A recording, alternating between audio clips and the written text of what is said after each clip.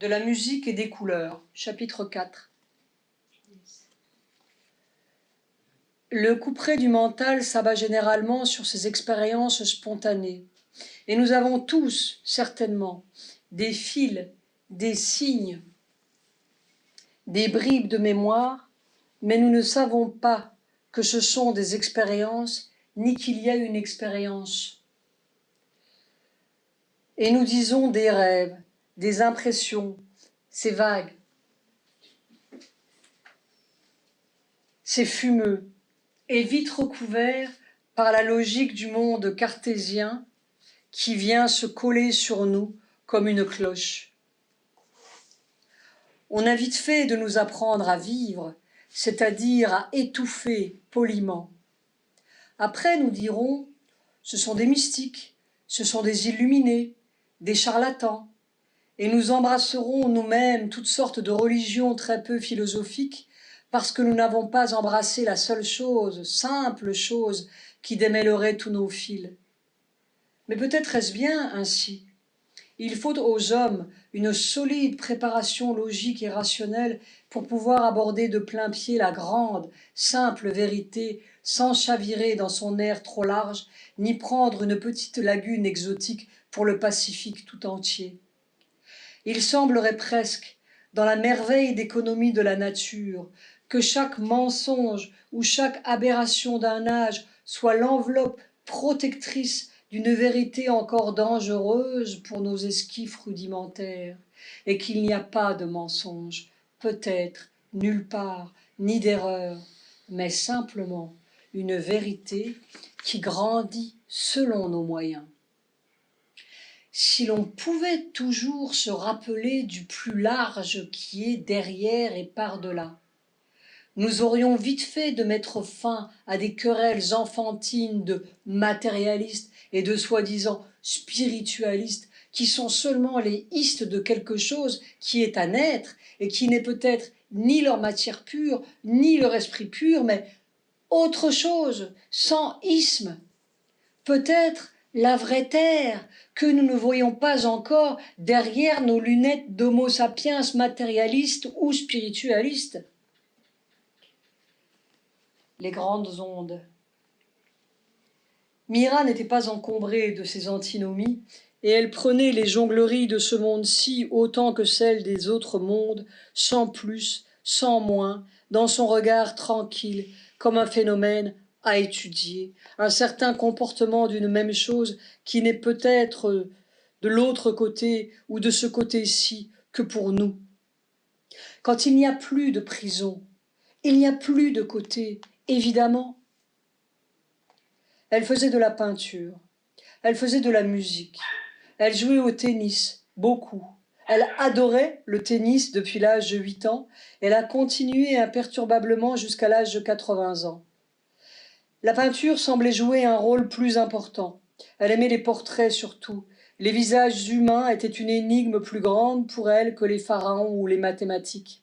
Et c'est ainsi qu'elle rencontrera Henri Morisset, son futur mari, un jeune élève de Gustave Moreau et compagnon de classe de Rouault, conduite par l'étonnante grand-mère qui continuait de s'émiller dans la capitale sous l'œil inquiet de Mathilde. Mira Ismaloun avait un faible pour la jeune Mira, on s'en doute. Elle me considérait comme la seule personne raisonnable dans la famille et elle me faisait ses confidences. Mais la peinture, qu'elle a commencée à l'âge de 12 ans, avait moins d'importance qu'il ne semble pour elle, ou pas plus d'importance, et nous soupçonnons qu'elle s'y est jetée pour agacer un peu Mathilde et secouer le joug trop bien poli du square du Roule, comme le confient certains personnages d'une des pièces de théâtre qu'elle écrira plus tard. Née dans une famille bourgeoise tout à fait respectable, qui considérait l'art comme un passe-temps plutôt que comme une carrière, et les artistes comme des gens peu sérieux, aisément enclins à la débauche et ayant un mépris de l'argent très dangereuse, j'ai senti, peut-être par esprit de contradiction, un besoin impérieux de faire de la peinture. Oui, comme Mathilde avec le khedive, à sa façon, ou comme Mira Ismaloun avec les coutumes d'une Égypte féodale. Si j'étais née en Inde, J'aurais tout cassé, nous confia Mère un jour. Nous voulons bien la croire. Tout très près de là, à Londres, Sri Aurobindo s'apprêtait à secouer certains jougs britanniques. Nous ne savons pas si elle aurait pu être un grand peintre, mais elle aurait pu certainement être une grande musicienne, si tant est qu'elle se soit souciée de grandeur. Et en fait, il y a une mère musicienne dont les extraordinaires improvisations, entre guillemets, n'ont pas fini d'étonner le monde. Il faudrait écrire 10 livres pour parler un peu de mère, et il en resterait encore pour des générations d'exégètes dont elle se moquait très gentiment. J'entends des sons là-haut. Oh, c'est joli ce que j'entends, c'est joli. Et je ne sais pas du tout ce que c'est. C'est ça que je joue. Mais je n'entends pas ce que je joue. J'entends l'autre. C'est très amusant. C'est quelqu'un qui s'amuse. Quelqu'un qui s'amuse et qui, pour ainsi dire, me force à jouer. Je vais m'asseoir et puis il me dit « Tu partiras comme ça ». Alors je pars comme ça et puis il brode, il arrange. Puis tout d'un coup il dit « Ah, ça suffit » et puis il s'en va. Je ne sais pas qui c'est. Et Mère riait. Une autre fois, elle nous disait « J'entends constamment comme de grandes ondes musicales. Il suffit que je me retire un peu et c'est là. J'entends. C'est toujours là. Ce ne sont pas des sons et c'est de la musique. De grandes ondes musicales. » Et ce qui est étrange, c'est que ces grandes ondes sont aussi reliées à ce mouvement d'ailes dont nous parlions, qui la portait si gentiment sur les ailes de Fontainebleau.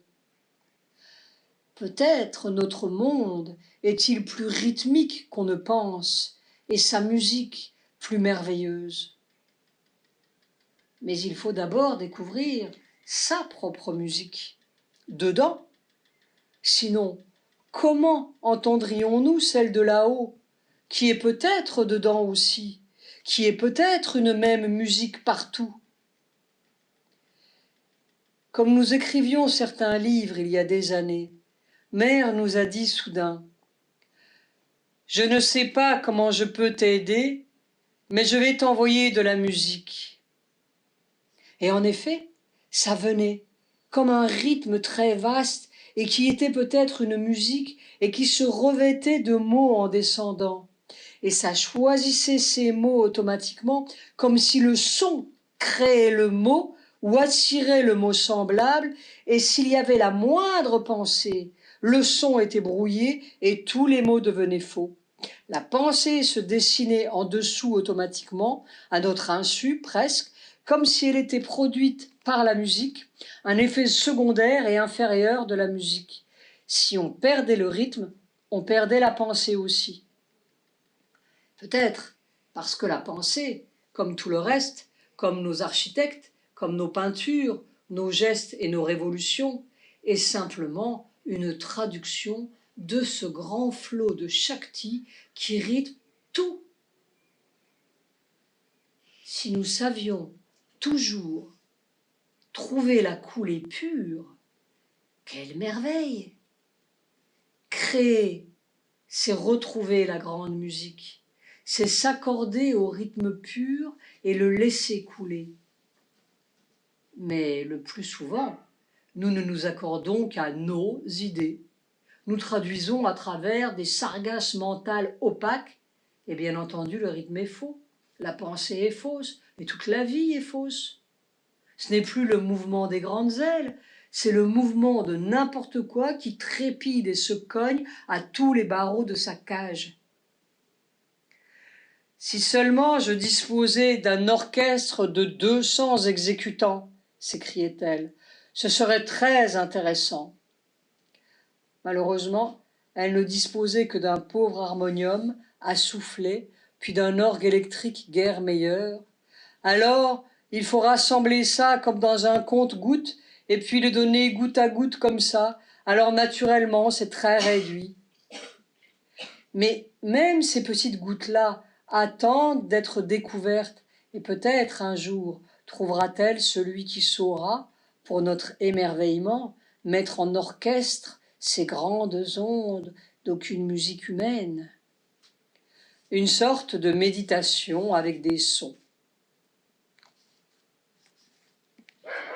L'éclatement au-dessus. Pourtant, elle ne méditait pas. Elle n'avait aucune idée que l'on pouvait méditer ni faire une histoire de tout cela jusqu'à 20 ans. C'était tout simple, tout mêlé à la vie même, et il lui aurait paru très étrange que l'on puisse s'asseoir à part pour faire quelque chose qui se passait comme on respire. Seulement, elle promenait partout avec elle cette espèce d'ardeur, d'intensité aiguë qui crève les apparences, ce regard qui veut voir la vraie chose, le vrai monde, la vérité dans tout, ce besoin de perfection qui est seulement la prescience d'une perfection secrète dans les choses, défigurée, déformée, rapetissée là dehors sous les yeux, et qui crée cette espèce d'intensité aiguë, comme si l'on était perpétuellement à la recherche du vrai visage du monde, d'un souvenir énigmatique dans tout. Les êtres, les rencontres, les objets, un piano qu'on triture pendant des heures comme pour lui arracher sa note, elle travaillait des heures tous les jours à son piano, une toile qu'on empoigne comme pour faire éclater une impossible couleur, ou peut-être déchirer d'un cri cet insupportable blanc, un problème de mathématiques qu'on regarde comme pour transpercer les lignes et les volumes et transpercer le problème d'un monde enfermé dans une géométrie qui n'est peut-être pas euclidienne. Mon frère faisait des mathématiques spéciales pour entrer à Polytechnique et il trouvait cela difficile. Je regardais, oui, elle regardait toujours beaucoup, et puis tout cela était clair, le pourquoi, le comment, c'était clair. Alors, le professeur travaillait dur, mon frère travaillait dur, et tout d'un coup, j'ai dit « Mais c'est comme cela ?» Alors j'ai vu la tête du professeur. Il paraît qu'il est allé dire à ma mère « Mais c'est votre fille qui devrait apprendre. » Et tout de même, un jour, quelque chose a éclaté à force de promener partout cette intensité de regard. C'était à un concert, à un récital du grand violoniste belge Issaïe, compagnon de Rubinstein. La première fois que j'ai entendu le concerto en ré de Beethoven, en ré majeur, violon et orchestre, tout d'un coup, le violon commence, pas tout au début. Il y a d'abord un mouvement d'orchestre, puis le violon reprend. Et alors, dès les premières notes du violon, c'était Issaïe qui jouait, un musicien. Dès les premières notes, c'est comme si ma tête s'ouvrait tout d'un coup et j'ai été projeté dans une magnificence. Oh, c'était absolument merveilleux. Pendant plus d'une heure, j'étais dans un état béatifique et je ne connaissais rien de ces mondes-là, note bien, raconte mère. Je n'avais pas la moindre connaissance, mais toutes mes expériences ont été comme cela, sans que je m'y attende, sans que je la cherche. Cet éclatement au-dessus, il a fait couler beaucoup d'encre dans la littérature indienne. C'est l'ouverture du centre au-dessus de la tête. Le Sahasrara, le lotus aux 1000 pétales, la communication directe avec la coulée de la grande Shakti et ses mondes de lumière et de beauté quand nous nous efforçons de traduire à tâtons une nouvelle que nous nous efforçons de traduire à tâtons à travers une carapace crânienne. La jeune Mira allait voir le monde autrement, plus seulement dans la transparence des pages d'un livre d'histoire ou les murmures cachés des pierres et des fleurs, ni dans les vibrations secrètes des êtres, mais dans son autre origine, au-dessus, sa source première, en attendant de voir encore une fois autrement, peut-être beaucoup de fois autrement, plus dedans, plus au fond des choses, au cœur de la matière, où se trouve peut-être l'origine secrète, dans l'atome ou les cellules d'un corps, comme dans les infinitudes de la Shakti. Car Mira ne s'est jamais arrêtée de regarder, même les immensités lui semblaient encore un voile de quelque chose d'autre, qui n'était peut-être pas seulement immense. Elle était trop matérialiste pour ne pas aimer la matière mieux que les savants et la vouloir plus belle que toutes les équations quantiques. Désormais, tout jaillissait sous les yeux de Mira. Plus rien n'était enfermé dans sa platitude photographique. Je regardais un tableau et tout d'un coup, même chose, ça s'ouvrait dans ma tête et je voyais l'origine du tableau, des couleurs. Même les êtres s'ouvraient, comme les tableaux, et derrière leurs paroles ou leurs actes livraient le mouvement vrai qui les anime, la vibration qui pousse leurs gestes, le rythme ou la couleur qui teinte leur âme ou leur absence d'âme, et tout était comme un kaléidoscope mouvant, coloré, innombrable, qui tournait et retournait sans fin les 1000 facettes de la Shakti, et souvent les 1000 façons de travestir et de dénaturer une seule petite couleur qui aurait voulu faire un si joli tableau. Je vois la chose physique, la parole ou l'action, et puis cette transcription colorée, lumineuse en même temps, les deux superposés. Si quelqu'un parle, par exemple, ça se traduit comme cela, par des sortes d'images, de jeux de formes et de lumière ou de couleurs, pas toujours lumineux. C'est comme des taches, des formes mouvantes, et c'est comme cela que ça s'enregistre dans le souvenir de la terre, et c'est pour cela que, quand les choses viennent de ce domaine dans la conscience active des gens, elles se traduisent pour chacun dans sa langue, avec des mots et des idées auxquels il est habitué, parce que cela n'appartient à aucune langue et aucune idée, c'est l'empreinte exacte de ce qui se passe. L'empreinte qui s'attache aux lieux, aux maisons, aux objets, comme à nos cellules. Une formidable histoire vivante et exacte qui est comme la vérité du monde en couleur. Nos enregistrements magnétiques ne sont peut-être pas une invention si récente, après tout. Nous inventons toujours une caricature de ce qui est déjà là. Et plus tard, Mère s'est aperçue tout d'un coup. Mais c'est cela qu'il voit, ces gens qui font de la peinture ultramoderne. Et avec ce petit sourire espiègle qui lui pinçait les lèvres et gonflait ses joues comme une petite fille retenant son rire, elle ajoutait « Seulement, comme ils sont très incohérents, ce qu'ils voient est très incohérent. » Le monde s'ouvrait, et tout s'ouvrait. Le lointain devenait proche, l'inconnu là-bas vibrait comme s'il était ici. Le connu d'ici s'enfonçait comme à travers des siècles. Chaque chose était un monde qui contenait peut-être tout le monde. La musique se mêlait aux couleurs, qui se mêlaient à un même grand rythme qui pouvait faire des poèmes aussi, ou des géométries, selon qu'il soufflait comme ceci ou comme cela, et qui faisait aussi une gravitation, ou d'autres gravitations selon... peut-être selon la vérité de notre regard. Un regard qui devient de plus en plus vrai, qui a clignoté avec la chenille sur une seule petite ligne du monde, clignoté avec la bête sur des pistes tortueuses et tracé des sillons invariables, tracé des petits méridiens sur ces maps-mondes et enfermé les galaxies dans une bulle jusqu'au jour où il crève sa propre bulle et tout recommence suivant une autre géométrie. Et peut-être toutes ces petites rambardes mentales étaient-elles nécessaires pour nous empêcher de culbuter psychédéliquement ou autrement dans un monde trop grand pour notre conscience? Mais le voyage n'est pas fini. Le vrai regard n'est pas encore. Le monde n'est pas encore. Le monde devient de plus en plus ce qu'il est.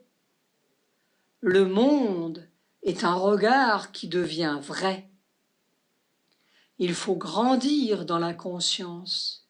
Il faut ouvrir des yeux qui ne s'arrêtent pas à la grille de la petite map monde. Et quand nous aurons ouvert le vrai regard, quand nous serons totalement vrais, le monde sera totalement ce qu'il est, et toutes nos lois s'écrouleront comme des petits cubes d'enfants dans le jardin des dieux. Car le grand kaléidoscope du monde aussi peut tourner d'un coup de main imprévu.